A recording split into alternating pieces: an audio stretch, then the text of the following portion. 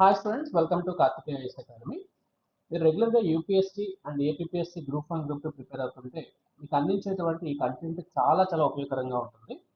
So most of the students వాళ్ళు prepare అయ్యేటప్పుడు content బాగా ప్రిపేర్ అవుతారు, కానీ వాటికి సంబంధించినటువంటి మల్టిపుల్ చాయిస్ క్వశ్చన్స్ ప్రిపేర్ అయ్యేటప్పుడు చిన్న చిన్న మిస్టేక్స్ చేస్తుంటారు.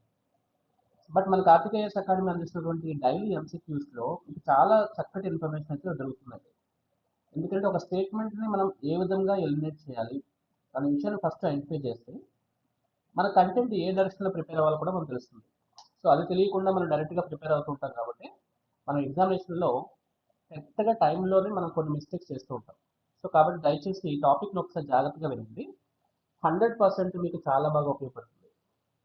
ఈరోజు మనం అందించేటువంటి ఈ మల్టిపుల్ చాయిస్ క్వశ్చన్స్లో ఫస్ట్ మల్టిపుల్ చాయిస్ క్వశ్చన్ వచ్చేసి క్లాసికల్ ఎకనామిక్ థాట్. అంటే ఎకనామిక్ థాట్స్లో క్లాసికల్ ఎకనామిక్ థాట్ అంటే ఏంటి? ఇక 2 స్టేట్మెంట్స్ మనకు కనిపిస్తున్నాయి. దాంట్లో దిస్ స్టేట్మెంట్ ఇస్ కరెక్ట్ అని అడుగుతున్నారు. వాటి గురించి మనం డిస్కస్ చేసుకోవచ్చు. ఈ డాక్యుమెంట్స్ అన్ని కూడా మన కార్తికేయ ఐఏఎస్ అకాడమీ టెలిగ్రామ్ ఛానల్లో అప్లోడ్ చేయడం జరుగుతుంది. అలాగే మన యాప్లో కూడా డేట్ వైజ్ అప్లోడ్ చేయడం జరుగుతుంది. కాబట్టి ఇవన్నీ ఫ్రీ కంటెంట్ మనం యూజ్ చేసుకోవచ్చండి. డెఫినెట్గా మీకు ఉపయోగపడతాయి. ఒకసారి ట్రై చేయండి. అండ్ సెకండ్ క్వశ్చన్ వచ్చేసి చాలా ఇంపార్టెంట్. రిజర్వ్ బ్యాంక్ ఆఫ్ ఇండియాకి సంబంధించినటువంటి మరొక 3 స్టేట్మెంట్స్ మనకు కనిపిస్తున్నాయి. దాంట్లో ఒకటి 1934 reserve bank of India act గురించి, రెండవది ద ప్రైస్ స్టెబిలిటీ గురించి, మూడవది ఫ్లెక్సిబుల్ ఇన్ఫ్లేషన్ టార్గెట్ గురించి మాట్లాడుతున్నారు. సో ఈరోజు మనము ఈ మల్టిపుల్ చాయిస్ క్వశ్చన్స్లో ప్రధానంగా ఈ క్వశ్చన్ టార్గెట్ చేద్దామండి. రిమైనింగ్ టాపిక్స్ అన్ని కూడా మీకు మన ఛానల్లో దొరుకుతాయి. ఒకసారి చూడండి. మూడవ క్వశ్చన్ చూద్దామండి. వాషింగ్టన్ కన్సెన్సస్ చాలా important. So the policy reforms under Washington consensus గురించి 3 స్టేట్మెంట్స్ ఇవ్వడం జరిగింది. వాటికి సంబంధించినటువంటి స్టేట్మెంట్స్లో ఏది కరెక్ట్ అనేది కూడా మనకి ఇక్కడ కనిపిస్తుంది. సో ఈ డాక్యుమెంట్స్ అన్ని కూడా మన కార్తికేయ అకాడమీ యాప్లో అనేది రెగ్యులర్గా అప్లోడ్ చేయడం జరుగుతుంది. మీరు యాప్ డౌన్లోడ్ చేసుకుంటే ఇవన్నీ మీరు ఫ్రీగా యాక్సెస్ చేసుకోవచ్చు. ఇంకా నెక్స్ట్ క్వశ్చన్ వస్తే జీడిపి గురించి, గ్రాస్ వాల్యూ యాడెడ్ గురించి, నేషనల్ ఇన్కమ్కి ఏ విధంగా రిలేటెడ్ అయి ఉన్నాయి అనే టాపిక్ అయితే ఇక్కడ ఇవ్వడం జరిగింది. అండ్ ఫిఫ్త్ క్వశ్చన్ వచ్చేసి so hawkish stands in reserve bank of India monetary policy. So what is this related to అనే టాపిక్ మనకు కనిపిస్తుంది. సో ఈ 5 క్వశ్చన్స్ కూడా నేను మన కార్తికేయ అకాడమీ ఛానల్లో ఇప్పుడు చెప్పడం జరుగుతుంది. ఫస్ట్ అయితే ఒక క్వశ్చన్ అయితే మనం ప్రాక్టీస్ చేద్దామండి. Let us start this topic. ఒకసారి క్వశ్చన్ జాగ్రత్తగా గమనించండి, ఆన్సర్స్ పక్కన పెట్టండి. ముందైతే క్వశ్చన్ చూద్దాం. Consider following statements. Statement number 1, the responsibility of conducting monetary policy is explicitly mandated under the Reserve Bank of India Act 1934 అనే విషయాన్ని చెప్తున్నారు.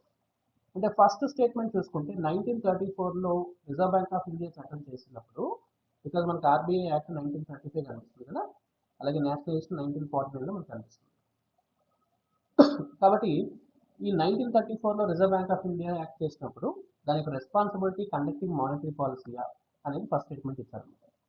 ఇంక రెండో స్టేట్మెంట్ చూస్తే the primary objective of monetary policy is to maintain price stability without worrying about growth అంటారు. If you are able to observe very clearly, ఇక్కడ without worrying about growth అనే పదం వాడుతున్నారంటే నెగిటివ్ స్టేట్మెంట్. యాక్చువల్గా మీరు గమనిస్తే ఎలిమినేట్ చేయగలుగుతారు. ఇక మూడో statement, the flexible inflation targeting framework by reserve bank of India does not have the statutory basis అంటారు. So if you have a small information reserve bank of India గురించి చేసినట్లయితే ఈ స్టేట్మెంట్ ఎలిమినేట్ చేయడం చాలా easy. So కాబట్టి first మీరు reserve bank of India యొక్క basic subject అర్థం చేసుకుంటే, మీరు ఎప్పుడైనా చూస్తే ఇన్ఫ్లేషన్ టార్గెట్ చేసినప్పుడు, ఇన్ఫ్లేషన్ గురించి మీరు చదివేటప్పుడు డెఫినెట్గా 2 పదాల గురించి వింటారు. ఒకటి demand side constraints and supply side constraints అంటారు. అంటే డిమాండ్ అండ్ సప్లై అనే పదాలు మీరు వింటూ ఉంటారు. సో డిమాండ్ సైడ్ ప్రాబ్లమ్స్ ఏంటి, సప్లై సైడ్ ప్రాబ్లమ్స్ ఏంటి అనే టాపిక్ తెలుసుకుంటే రిజర్వ్ బ్యాంక్ ఆఫ్ ఇండియా తన యొక్క మానిటరీ పాలసీని డిమాండ్ సైడ్ కన్స్ట్రెయింట్ని సాల్వ్ చేయడానికి మనకి ఇది ఉపయోగిస్తుందని చెప్తుంది. సప్లై సైడ్ ప్రాబ్లమ్స్ని సాల్వ్ చేయడానికి గవర్నమెంట్ ఆఫ్ ఇండియా అనేది ఫిస్కల్ పాలసీని యూజ్ చేస్తారన్నమాట. సో కాబట్టి my dear students, so fiscal policy అంటే ఏంటో మీరు తెలుసుకోవాల్సి ఉంటుంది, అలాగే మానిటరీ పాలసీ అంటే ఏంటో తెలుసుకోవాల్సి ఉంటుంది. కాబట్టి ఫస్ట్ ఆ కంటెంట్ మీద ఫోకస్ చేయండి. ఆబ్వియస్లీ ఈ స్టేట్మెంట్ గురించి చూద్దామండి. ఫస్ట్ స్టేట్మెంట్ అయితే మనకి 100% కరెక్ట్ అండి. The responsibility of conducting monetary policy is explicitly mandated under the reserve bank of India act 1934. ఇప్పుడు కీ చెక్ చేసుకోవచ్చు. అలాగే second and third statement wrong. ఎందుకంటే ఇక్కడ సెకండ్ స్టేట్మెంట్లో వితౌట్ వరింగ్ అబౌట్ గ్రోత్ అన్నారండి. లేదు, the statement is right and we're discussing on it. And third statement కూడా targeting inflation and have a statutory basis అనమాట. So statement వచ్చేసి only one is the right answer. Look at the answer. So the Reserve Bank of India is vested with the responsibility of conducting monetary policy. The responsibility is explicitly mandated under the Reserve Bank of India Act 1934. So please remember this. And the second statement, the primary objective of monetary policy is to maintain price stability while keeping in mind the objective of the growth. అంటే growth అంటే వృద్ధి జరుగుతూ ఉండాలి, వస్తువుల ఉత్పత్తి జరుగుతూ ఉండాలి, అలాగే ప్రైస్ స్టెబిలిటీని కూడా మెయింటైన్ చేస్తూ ఉండాలి. Price stability is a necessary precondition to sustainable growth. Next third statement, in 2016, Reserve Bank of India Act 1934 was amended to provide a statutory basis of implementation of flexible inflation targeting framework.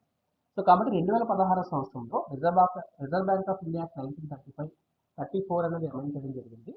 ఒక statutory basis కూడా ఇవ్వడం జరిగింది, ఏంటంటే targeting inflation అనమాట. So మీరు చూసినట్లయితే 2+R-4 అంటే 4+R-2 అని 2+R-4ని ఒక ఫార్ములా మనకు కనిపిస్తుంది. అంటే ఇన్ఫ్లేషన్ అనేది ఎప్పుడు కూడా 2 కన్నా తగ్గకూడదు, 6 కన్నా పెరగకూడదు అనేది ఈ ఫార్ములా డిజైన్ చేశారనమాట. సో కాబట్టి please try to remember this question is very very important for your both civil services and group one. So మిగతా క్వశ్చన్స్ కూడా మీకు ఈజీగా ఉంటాయి, మీరు ఒకసారి యాప్ డౌన్లోడ్ చేసుకొని మీకు సాల్వ్ చేయండి. So thank you very much.